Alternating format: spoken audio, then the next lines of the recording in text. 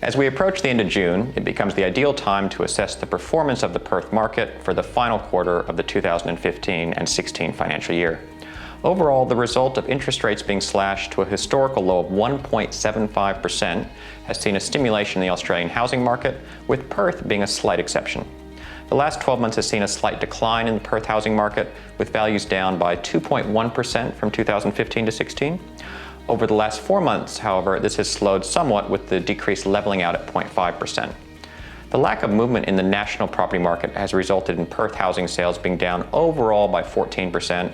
However, the trend rate of capital gains across Perth's housing market has recently started to improve, which is good news for sellers. Over the last 2 years, the median prices of housing has dropped rather significantly if we compare the average price of $550,000 in March 2014 with today's, which sits at $523,000. This has affected the time on market, with houses now taking on average just over 2 months to sell compared to March 2015, when it took around 48 days. The top performing suburbs north of the river have been Perth, Dianella, Mosman Park, Subiaco, and Kingsley. South of the river has seen Baldivis, Gosnells, Rivervale, Byford, and Canning Vale all performing well.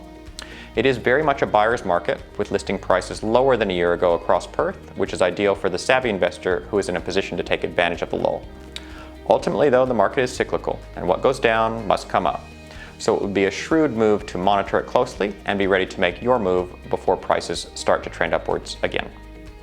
If you'd like any further information about the market or advice on your property, please feel free to contact our team.